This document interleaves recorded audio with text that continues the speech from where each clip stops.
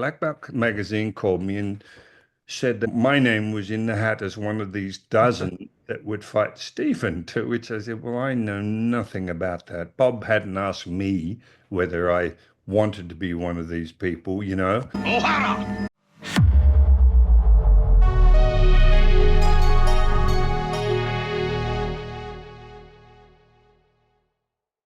What's the Well, story, by the way, with Bob Wall and the Dirty Dozen and Black Belt Magazine and the Steven Skull Challenge? What's the story behind that? God, that's a whole episode on its own, David. That's a And by good the one. way, just yeah, in any what you said, this is what also to understand about Stephen. Stephen is legit 6'4". He's got very big hands, and what I do know, someone like Stephen gets his hands on you, you're in a lot of freaking trouble. Do you know what I mean? Yeah.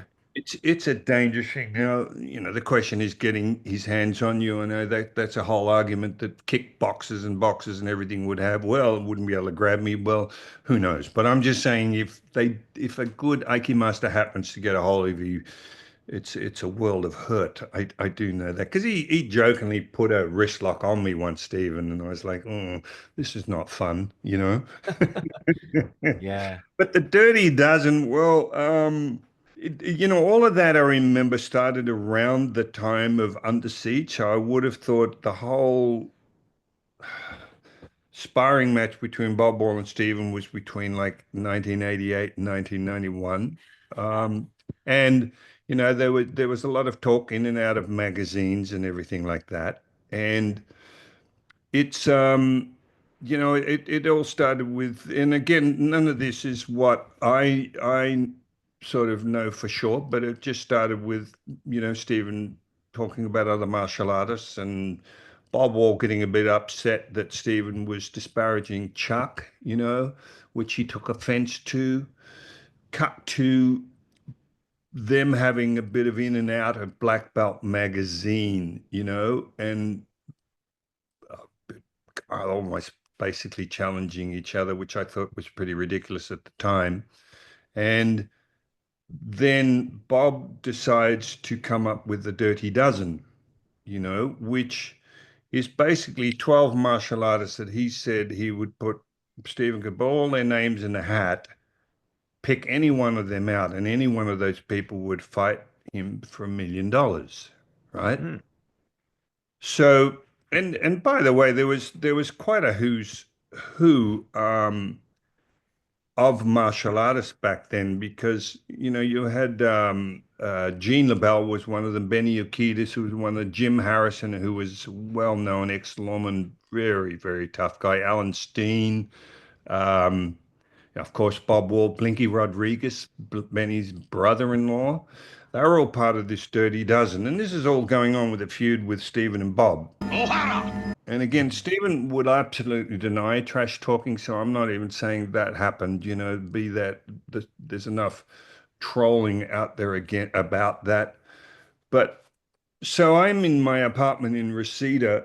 I used to live in Reseda in LA at that time, and I get a call from Black Belt magazine. Black Belt magazine called me and said that my name was in the hat as one of these dozen that would fight Stephen, to which I said, well, I know nothing about that. Bob hadn't asked me whether I wanted to be one of these people, And I said, no, that's ridiculous. I'm not interested. I said, I know Stephen. We're good friends. I respect Stephen. I believe he has respect for me. And I said, I don't want anything to do with that, because they want to be a part of what, there was a cover. Black Belt magazine had a cover of the Dirty Dozen, or at least some of them, on their edition, and basically a story about what that was all about. So the next day I get a call, ironically, and I'm sitting in my apartment. His voice says, "Oh, Richard, hi, it's Stephen." I said, "Stephen who?" He said, "Oh, it's Steven Seagal." And I said, "Oh, hey, mate." He said, and he starts off, and I'm paraphrasing, saying, "Oh, look, I saw this article. There was another article about this, doesn't? I saw your name in there." And he said, "Look, I was disappointed to see your name. You're one of the few martial artists I actually respect in America, and blah, blah, blah." And I said, "Look, Stephen, I had nothing to do with that. I'm not interested. We're friends." I said, I just don't see how that's going to help anyone or anything. And Stephen wanted me to go and have a chat to him down at Warner Brothers. He had an office at Warner Brothers Studio at the time because he was, a big income money earner, with his movies at that stage. So he had his own office and a lot. I went down there. He just wanted to talk to me about it. And we talked about Bob Wall, and Bob, he basically said, "Look, Bob and I will find ourselves in a room one day by ourselves, and we'll sort this out." And I said, "Stephen," I said, well, you're all sounding like school kids, I said, "If it's that much of an issue, you know how to find Bob Wall, and he knows how to find you, rather than Bob putting 12 of his friends in a hat." Do you know what I mean? I said, besides, it's a no-win situation. If you lost something like that, that wouldn't be good. And if you won, you might get sued anyway. Do you know what I mean? And I was Mm. just giving not that he cares what I think, but he obviously wanted to talk to me. And I said, it's just a no-win situation. I mean, Chuck is in the middle of all this, and Chuck, he wants nothing to do with that sort of stuff. It's just not on his radar.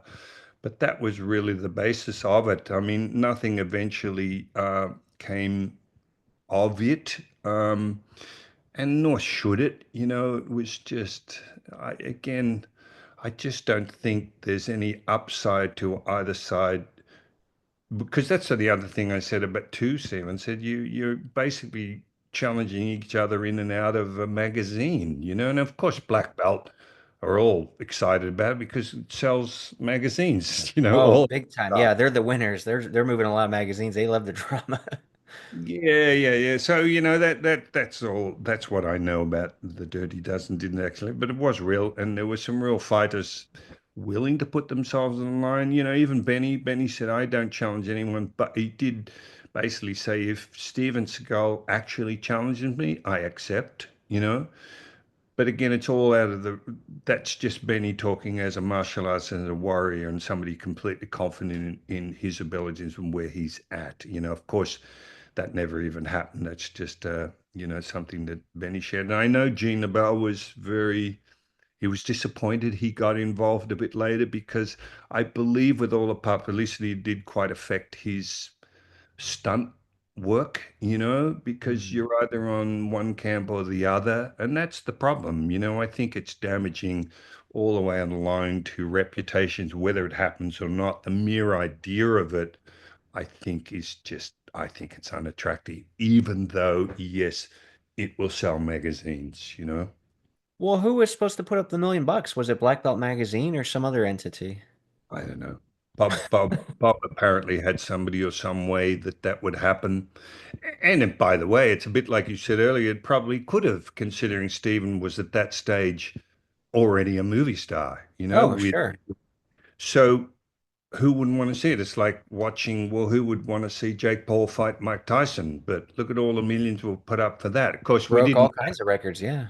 Yeah, we didn't have the streaming and everything platforms then, but one would imagine there would, and by the way, it could have been all hypothetical too. It could have been just a number that Bob Wall puts out there rather than, oh, I already have $1 million in my pocket.